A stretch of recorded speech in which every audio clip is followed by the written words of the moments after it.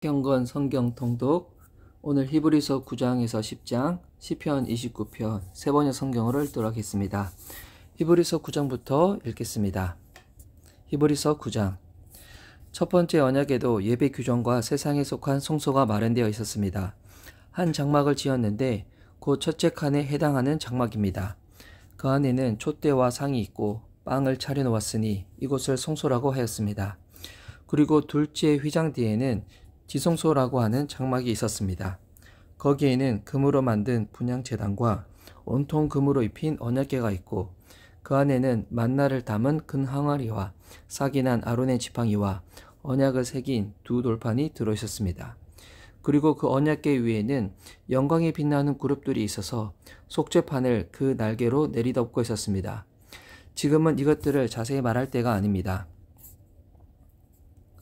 이것들이 이렇게 마련되어 있어서 첫째 칸 장막에는 제사장들이 언제나 들어가서 제사의식을 집행합니다. 그러나 둘째 칸 장막에는 대제사장만 1년에 한 번만 들어가는데 그때는 반드시 자기 자신을 위하여 또 백성이 모르고 지은 죄를 사하기 위하여 바칠 피를 가지고 들어갑니다. 이것은 첫째 칸 장막이 서 있는 동안에는 아직 지성소로 들어가는 길이 드러나지 않았음을 성령께서 보여주시는 것입니다. 이 장막은 현 시대를 상징합니다. 그 장막 제의를 따라 예물과 제사를 드리지만 그것이 의식 집례자의 양심을 완전하게 해주지는 못합니다. 이런 것은 다만 먹는 것과 마시는 것과 여러 가지 씻는 예식과 관련된 것이고 계획의 때까지 육체를 위하여 부과된 규칙들입니다.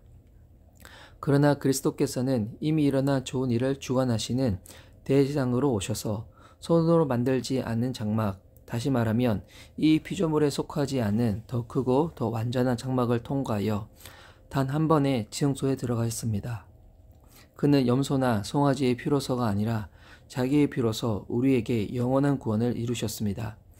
염소나 황소의 피와 암송아지의 죄를 더러워진 사람들에게 뿌려도 그 육체가 깨끗하여져서 그들이 거룩하게 되거든 하물며 영원한 성령을 힘입어 자기 몸을 흠없는 제물로 삼아 하나님께 바치신 그리스도의 피야말로 더욱더 우리들의 양심을 깨끗하게 해서 우리로 하여금 죽은 행실에서 떠나서 살아계신 하나님을 섬기게 하지 않겠습니까?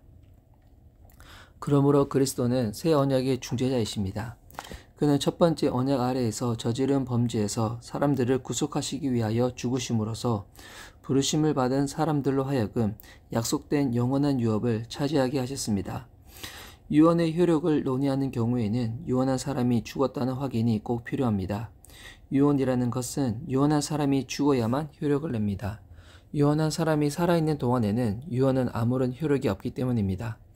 이러므로 첫 번째 언약도 피 없이 세운 것은 아닙니다. 모세가 율법을 따라 모든 계명을 백성에게 말한 뒤에 물과 붉은 양털과 우슬초와 함께 송아지 피와 염소 피를 취하여 언약책과 온 백성에게 뿌리고서 이것은 하나님께서 여러분에게 명하신 언약의 피입니다 하고 말하였습니다. 또 같은 방식으로 그는 장막과 제사의식에 쓰이는 모든 기구에도 피를 뿌렸습니다. 율법에 따르면 거의 모든 것이 피로 깨끗해집니다. 그리고 피를 흘림 없이는 죄를 사함이 이루어지지 않습니다. 그러므로 하늘에 있는 것들의 모형물은 이런 여러 의식으로 깨끗해져야 할 필요가 있지만 하늘에 있는 것들은 이보다 나은 희생제물로 깨끗해져야 합니다. 그리스도께서는 참 성소의 모형에 지나지 않는 손으로 만든 성소에 들어가신 것이 아니라 바로 하늘 성소 그 자체에 들어가셨습니다. 이제 그는 우리를 위하여 하나님 앞에 나타나셨습니다. 대제사장은 해마다 짐승의 피를 가지고 성소에 들어가지만 그리스도께서는 그 몸을 여러 번 바치실 필요가 없습니다. 그리스도께서 그 몸을 여러 번 바치셔야 하였다면 그는 창세 이래로 여러 번 고난을 받아야 하였을 것입니다. 그러나 이제 그는 자기를 희생제물로 드려서 죄를 없이 하시기 위하여 시대의 종말에 단 한 번 나타나셨습니다. 사람이 한 번 죽는 것은 정해진 일이요 그 뒤에는 심판이 있습니다. 이와 같이 그리스도께서는 많은 사람의 죄를 짊어지시려고 단 한 번 자기 몸을 제물로 바치셨고 두 번째로는 죄와는 상관없이 자기를 기다리고 있는 사람들에게 나타나셔서 구원하실 것입니다. 히브리서 10장. 율법은 장차 올 좋은 것들의 그림자일 뿐이요 실체가 아니므로 해마다 반복해서 드리는 똑같은 희생제사로서 하나님께로 나오는 사람들을 완전하게 할 수 없습니다. 만일 완전하게 할 수 있었더라면 제사를 드리는 사람이 한번 깨끗해진 뒤에는 더 이상 죄의식을 가지지 않을 것이고 따라서 제사 드리는 일을 중단하지 않았겠습니까? 그러나 제사에는 해마다 죄를 회생시키는 효력은 있습니다. 황소와 염소의 피가 죄를 없애줄 수는 없습니다. 그러므로 그리스도께서 세상에 오실 때에 하나님께 이렇게 말씀하셨습니다. 주님은 제사와 예물을 원하지 않으셨습니다. 그래서 나에게 입히실 몸을 마련하셨습니다. 주님은 번제와 속죄제를 기뻐하지 않으셨습니다. 그래서 내가 말하였습니다. 보십시오 하나님, 나를 두고 성경에 기록되어 있는 대로 나는 주님의 뜻을 행하러 왔습니다.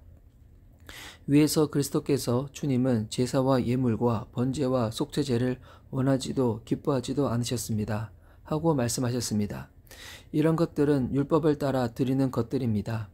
그 다음에 말씀하시기를 보십시오. 나는 주님의 뜻을 행하러 왔습니다. 하셨습니다. 그리스도께서는 두 번째 것을 세우시려고 첫 번째 것을 폐하셨습니다. 이 뜻을 따라 예수 그리스도께서 자기 몸을 단번에 들이심으로써 우리는 거룩하게 되었습니다. 모든 제사장은 날마다 제단에 서서 직무를 수행하면서 똑같은 제사를 거듭드리지만 그러한 제사가 죄를 없앨 수는 없습니다. 그러나 그리스도께서는 죄를 사하시려고 단 한 번에 영원히 유효한 제사를 드리신 뒤에 하나님 오른쪽에 앉으셨습니다. 그리고서 그는 그의 원수들이 그의 발 아래에 굴복할 때까지 기다리고 계십니다. 그는 거룩하게 되는 사람들을 단 한 번의 희생제사로 영원히 완전하게 하셨습니다. 그리고 성령도 우리에게 증언하여 주십니다. 먼저 이렇게 말씀하셨습니다. 주님께서 말씀하신다. 그날 이후에 내가 그들에게 세워줄 언약은 이것이다. 나는 내 율법을 그들의 마음에 박아주고 그들의 생각에 새겨주겠다. 또 나는 그들의 죄와 불법을 더 이상 기억하지 않겠다. 죄와 불법이 용서되었으니 죄를 사하는 제사가 더 이상 필요 없습니다. 그러므로 형제자매 여러분, 우리는 예수의 피를 힘입어서 담대하게 지성소에 들어가게 되었습니다. 예수께서는 휘장을 뚫고 우리에게 새로운 살 길을 열어주셨습니다. 그런데 그 휘장은 곧 그의 육체입니다. 그리고 우리에게는 하나님의 집을 다스리시는 위대한 제사장이 계십니다. 그러니 우리는 확고한 믿음을 가지고 참된 마음으로 하나님께 나아갑시다. 우리는 마음에다 예수의 피를 뿌려서 죄책감에서 벗어나고 맑은 물로 몸을 깨끗이 씻었습니다.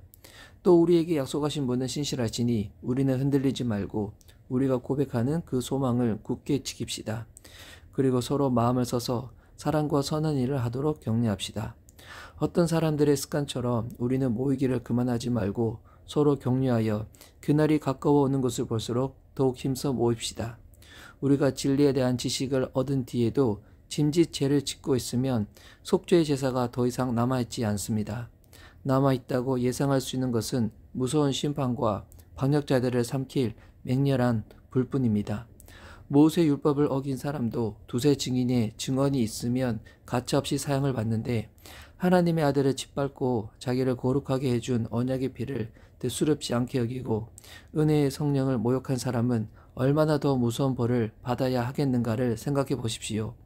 원수를 갚는 것은 내가 할 일이니 내가 갚아주겠다 하고 말씀하시고 또 주님께서 그의 백성을 심판하실 것이다 하신 분을 우리는 알고 있습니다. 살아계신 하나님의 징벌하시는 손에 떨어지는 것은 무서운 일입니다.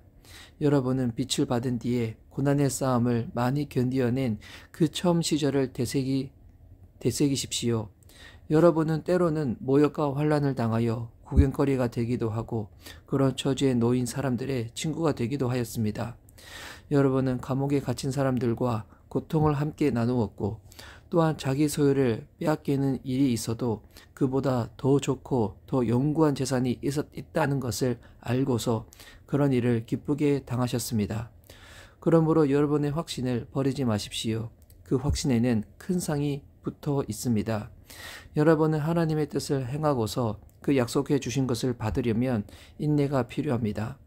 이제 아주 조금만 있으면 오실 분이 오실 것이요 지체하지 않으실 것이다. 나의 의인은 믿음으로 살 것이다.